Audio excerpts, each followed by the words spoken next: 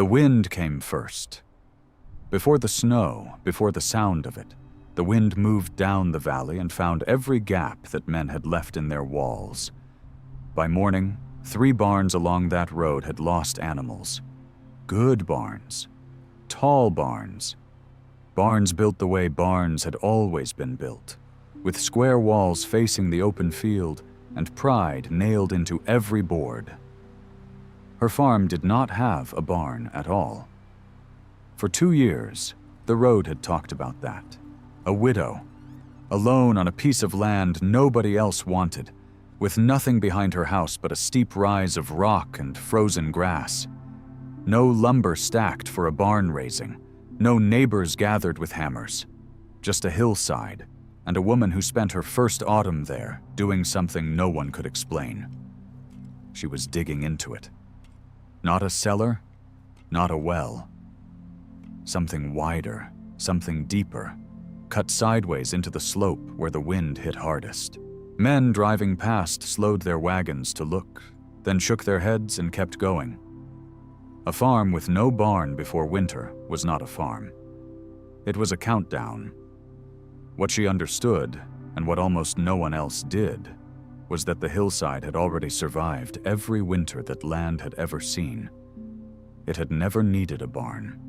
The storm that was coming that year would be remembered for a long time. Not because of how much snow fell, though there would be plenty of that.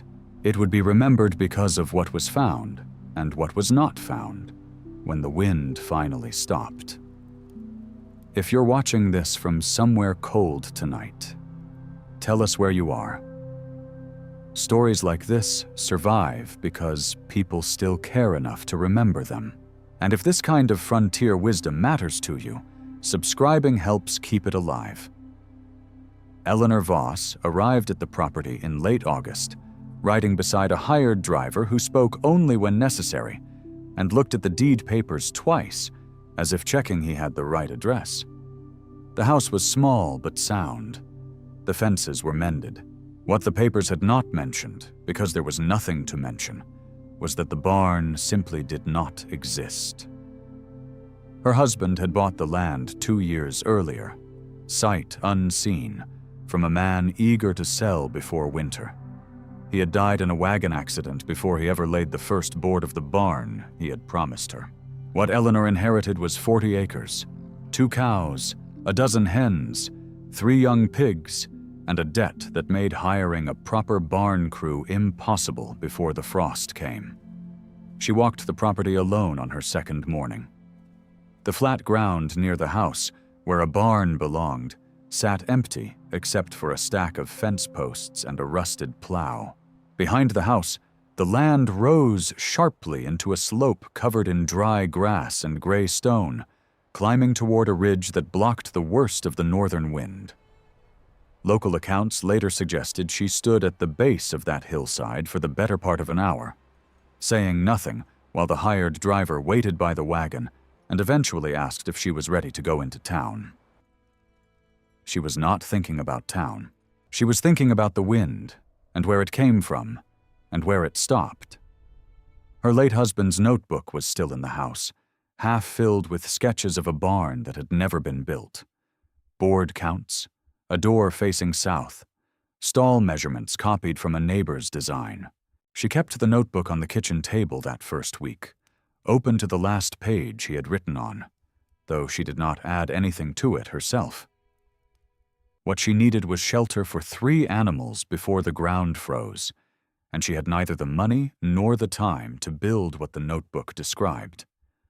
The nearest lumber mill was 11 miles away and charged more than she had. A traditional barn raising required neighbors willing to give a full day of labor, and in that first month, none had offered.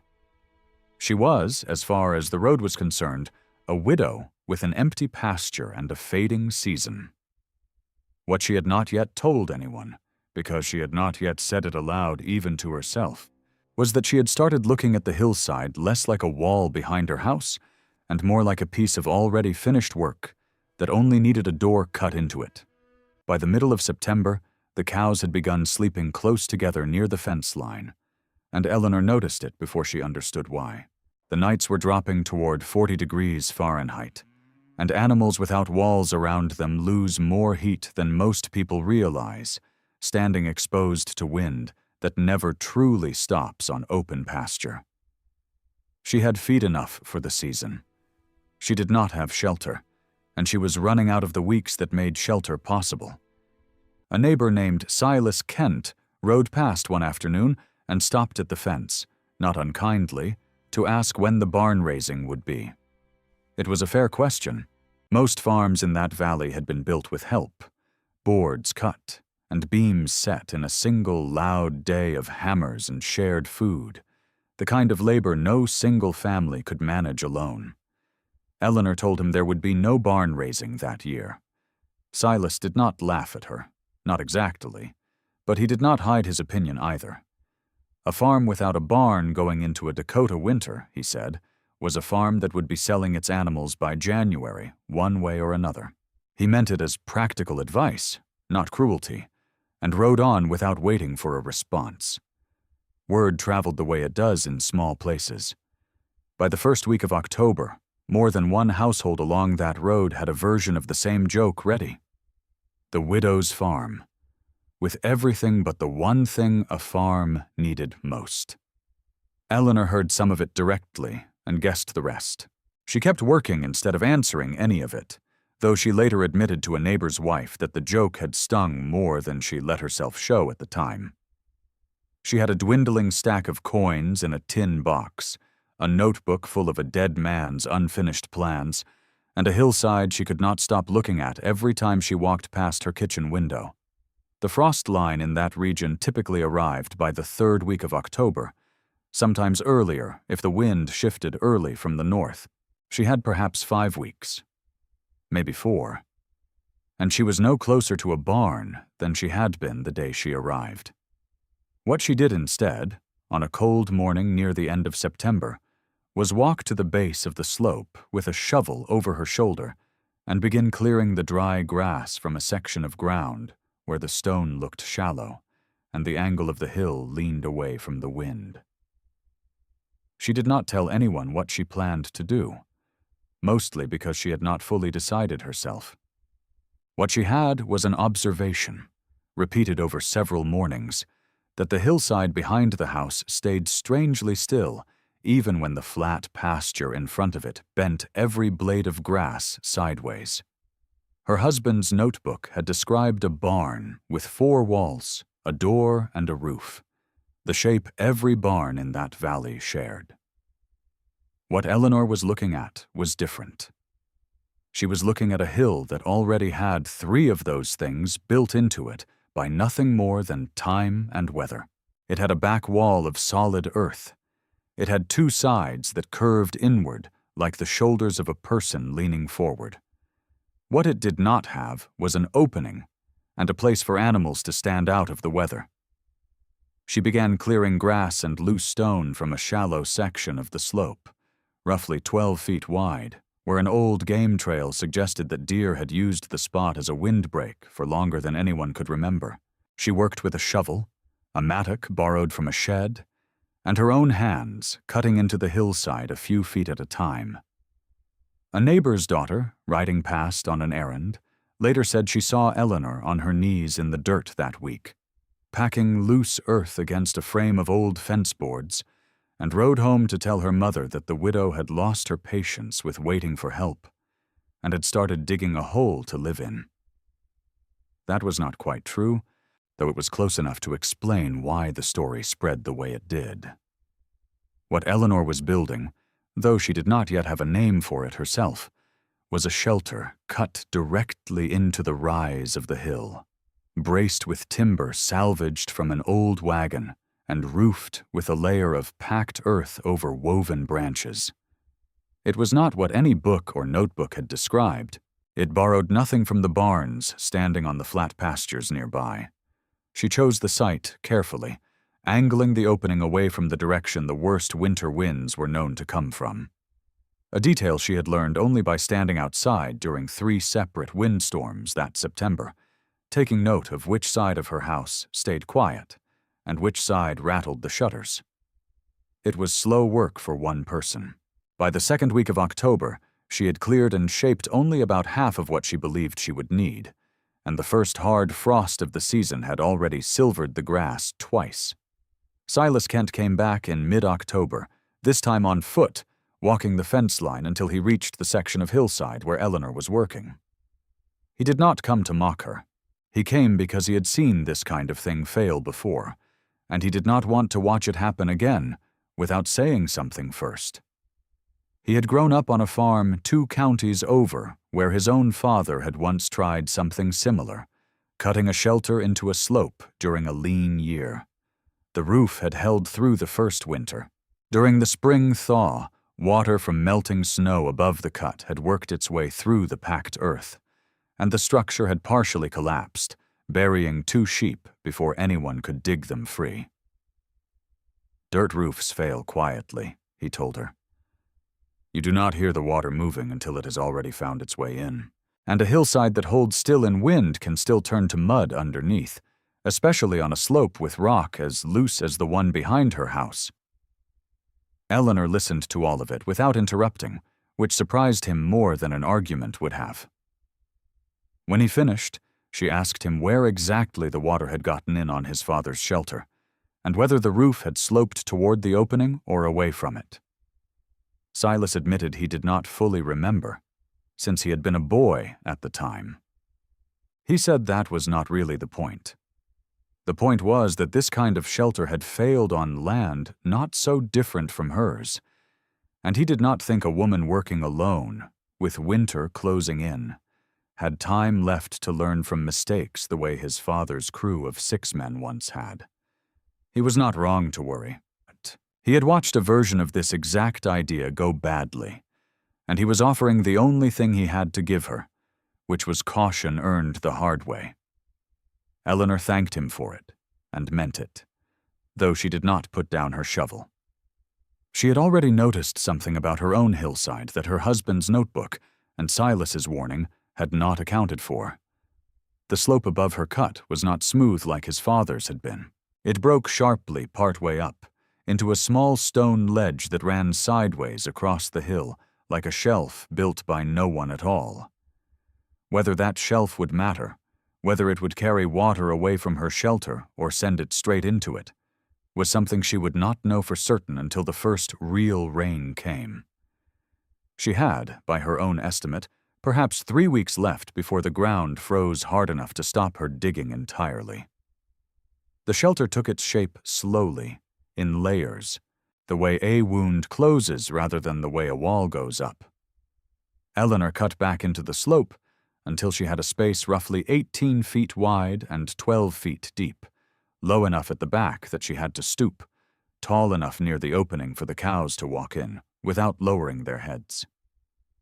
She lined the exposed earth walls with stone pulled from the hillside itself, fitting the flatter pieces together the way she had once seen a mason lay a foundation, though she had never done the work herself. Where stone was scarce, she packed the dirt hard with the flat side of a shovel, testing each section by pressing her palm against it and waiting to see if it crumbled. The front of the shelter needed a frame, since raw earth would not hold an opening on its own. She used timber salvaged from the wagon her husband had died beside, boards she had kept in the shed for 2 years without deciding what to do with them. Neighbors who saw the wood later recognized it, though none of them said anything about it to her directly. For the roof, she avoided flat construction entirely. She had watched enough autumn rain run off her house to understand that anything flat would hold water instead of shedding it, so she built the roof at a steep angle, sloping down and away from the hillside opening, layering woven branches over a frame of thinner poles, then packing a foot of earth on top, tamped down hard enough to hold its shape. The measuring stick her husband had used for the barn that was never built became her main tool that week, repurposed for a structure his notebook never described.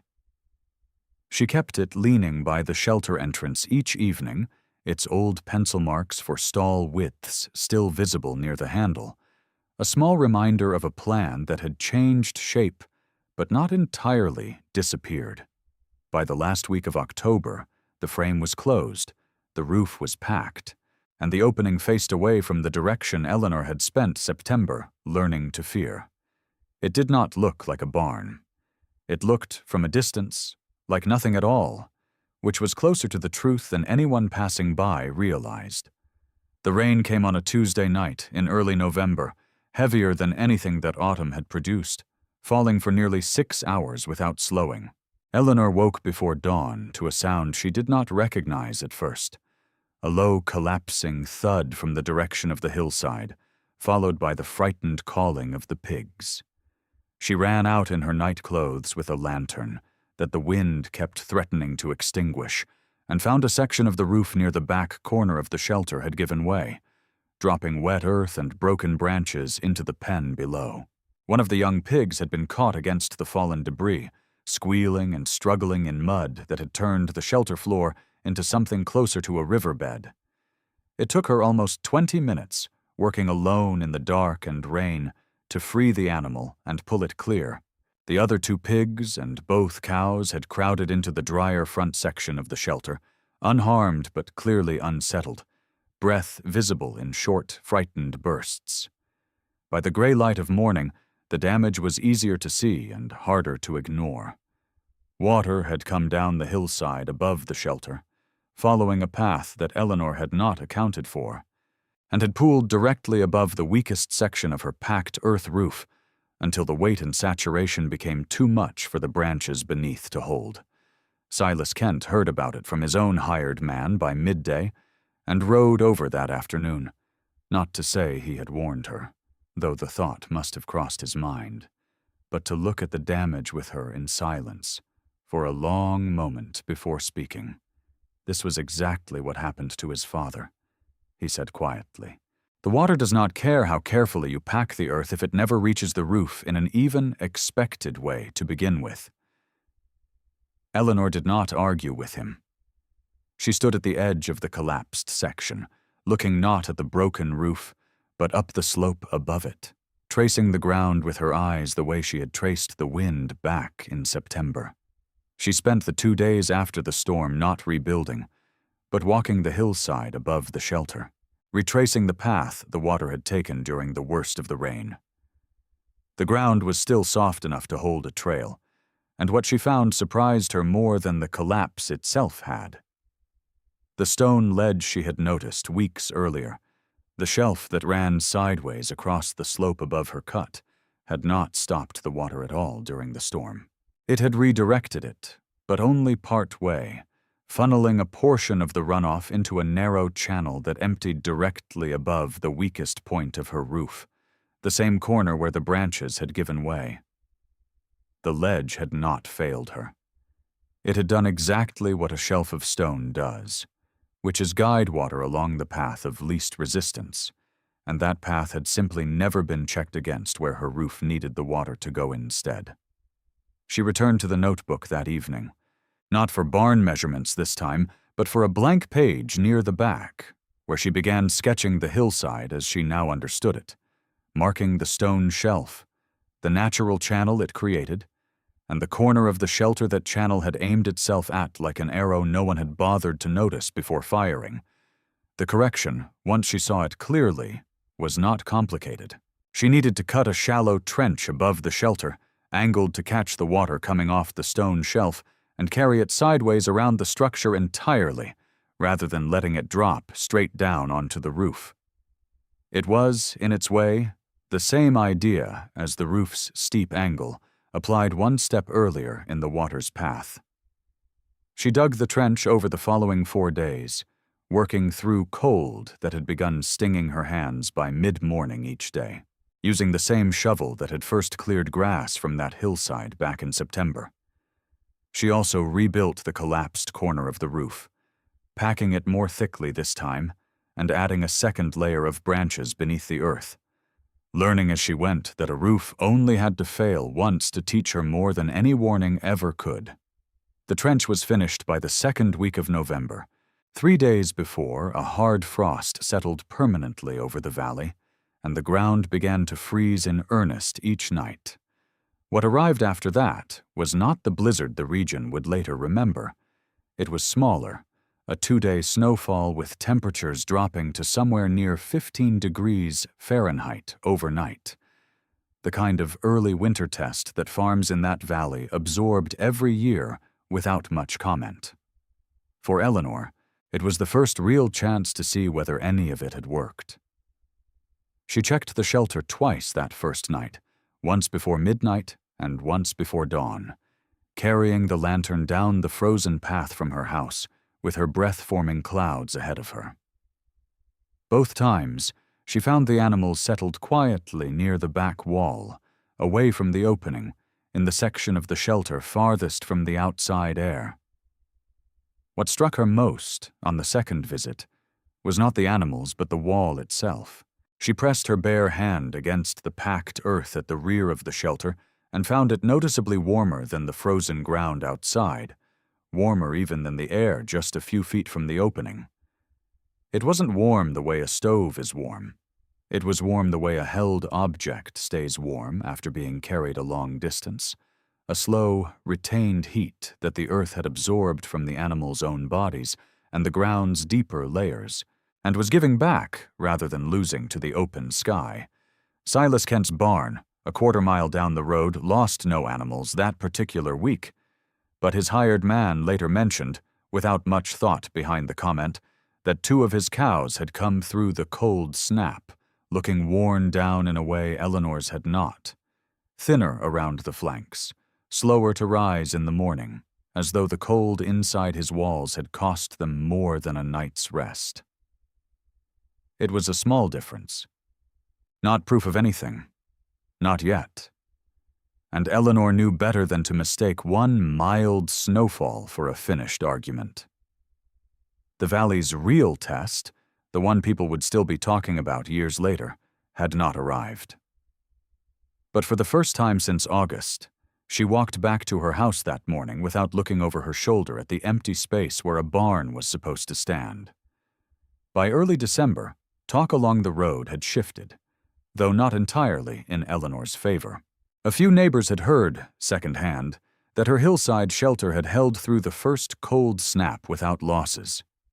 Most treated it as luck, the kind of thing that meant little, until it had been tested by something worse than a 2-day frost. Silas Kent's wife, a quiet woman named Margaret who rarely involved herself in the road's opinions, rode out one afternoon, under the excuse of returning a borrowed pot, and spent longer than the errand required walking the outside of Eleanor's shelter, running her hand along the packed earth wall and asking careful questions about the trench above it.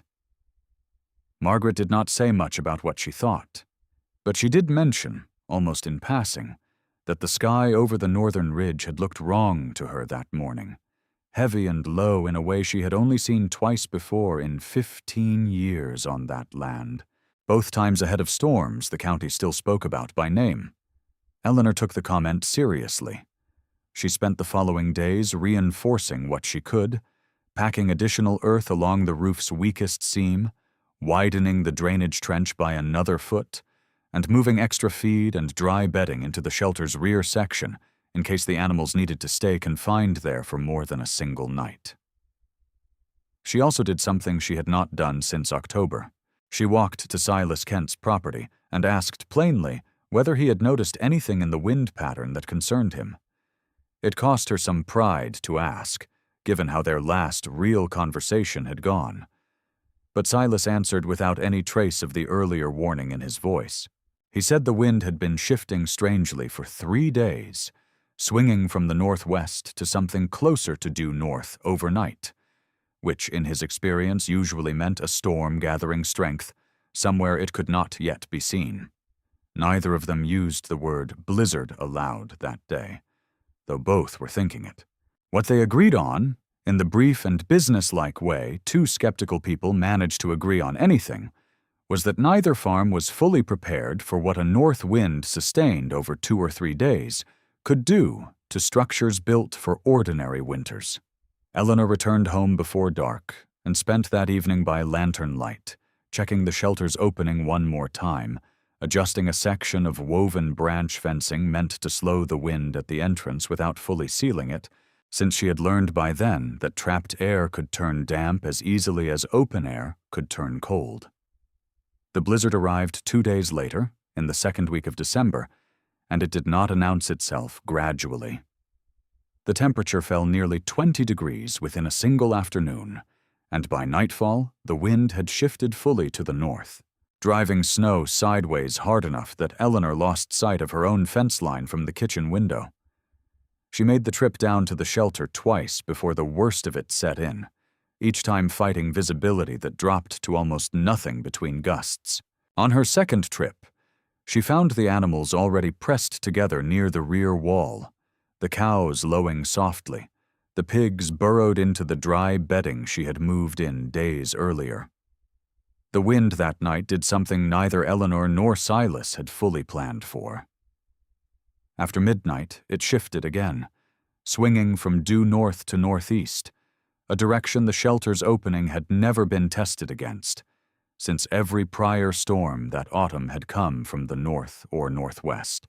The angled fencing at the entrance, built to slow a northern wind, suddenly found itself facing a gust pattern it had not been shaped to block. Eleanor was inside the shelter when she felt it change, a colder draft cutting low along the floor near the entrance, where warm air had been settling comfortably for weeks. One of the cows shifted uneasily, and moments later, the younger pig began coughing, a short, dry sound that made Eleanor's chest tighten with a fear sharper than any concern about the structure itself. She had heard that cough before, on her own late husband, during the illness that had weakened him the winter before his accident. It was not a sound she could afford to hear from an animal she had spent months protecting, not with the storm still building outside and no way to reach a doctor or a proper barn until it passed. The choice in front of her was immediate and narrow. She could try to reposition the entrance fencing in the middle of the storm, risking exposure to wind strong enough to knock a grown man off his feet, or she could move the animals deeper into the shelter's rear section, away from the shifting draft, and hope the earth walls held enough retained warmth to compensate for what the entrance could no longer block on its own. Eleanor chose to move the animals, fighting the wind at the entrance in full darkness, with visibility near zero and the temperature well below 0 degrees. Fahrenheit with the wind included was not a risk she believed she could survive making, let alone succeed at. She worked by feel more than sight, guiding the cows backward with a rope and her own body weight, coaxing the pigs with handfuls of feed toward the deepest, warmest corner of the shelter, the same corner where she had first felt the packed earth holding heat back in November. She packed loose straw and dry bedding across the floor near the entrance itself, not to seal it completely, since she still needed some air movement to keep the space from turning damp, but to slow the draft enough that it lost its edge before reaching the animals. Then she waited, seated on an overturned bucket near the rear wall, one hand resting against the earth beside her, feeling for any change in temperature the way she had once felt her husband's forehead during his illness, searching for reassurance in something she could not fully control. The wall held its warmth through the worst hours of the night, not because the earth generated any heat of its own, but because it had spent weeks absorbing warmth from the animals' bodies and the deeper ground beneath it. And that stored warmth did not disappear the moment the wind found a new direction to attack from. It simply continued releasing itself slowly, the same way it had every night since November, indifferent to which way the storm outside happened to be blowing. The pig's cough did not worsen. By what Eleanor guessed was somewhere near 4 in the morning. Though she had no clock and no way to be certain, the coughing had quieted into ordinary breathing, and the animal had settled against the others near the deepest part of the shelter. She did not sleep. She stayed seated against the wall until gray light began showing faintly through the gaps in the entrance fencing. uncertain until that moment whether the quiet outside meant the storm had passed or simply paused. The storm broke sometime before dawn, leaving the valley buried under snow that county estimates later placed at somewhere between 20 and 26 inches, with drifts considerably higher against any wall or fence line facing north. It was, by the account of several longtime residents, among the worst 2 nights the region had seen in more than a decade. Silas Kent lost 4 sheep that night, caught in a section of his barn where a support beam had given way under snow load, exposing the animals to wind before he could reach them at first light. 2 other farms along the road reported similar losses, cattle and hogs caught in structures that had stood for years without failing until wind direction and snow weight combined in a way no one had built for. Eleanor's shelter held. Every animal inside it, the 2 cows, the 3 pigs, walked out into the snow that morning on their own legs, thinner than they had been in October, but otherwise unharmed.